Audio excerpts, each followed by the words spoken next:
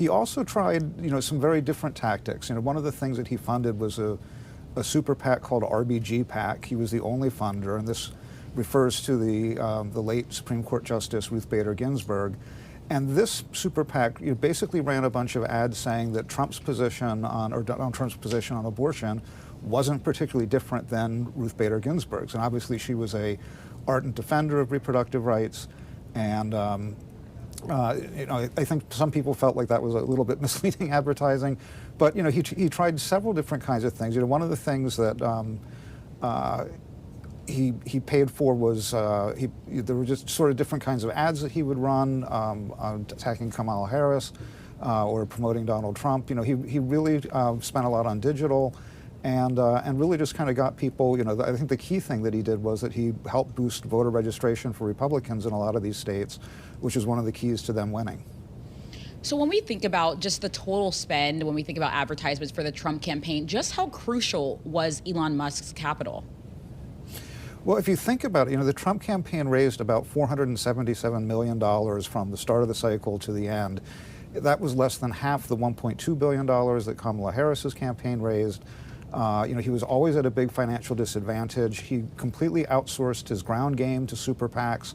And Musk kind of taking that over and spending so much, he wasn't the only group that spent on turnout, but the fact that he took that over, that basically, left Trump with much more money to spend on television and places where campaigns can really be, get much more bang for their buck than other kinds of committees.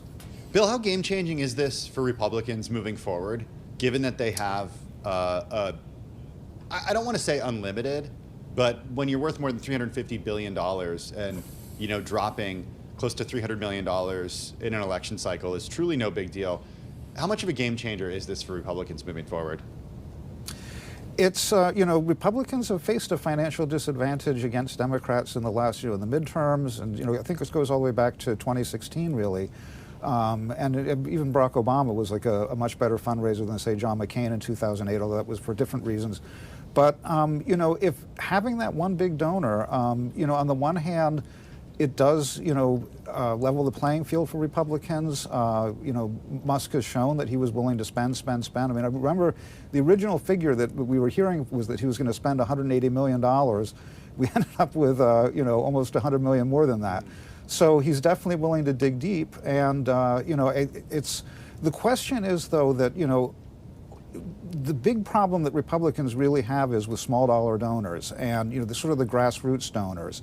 And the problem with a party that gets too top heavy is it can lose touch with its base, and that could really hurt Republicans if Donald Trump built this huge small dollar donor fundraising network. It was off this year. I mean, he didn't raise nearly as much money from small dollar donors. He was much more dependent on big donors like Musk, and that's got to be worrying for the Republican Party.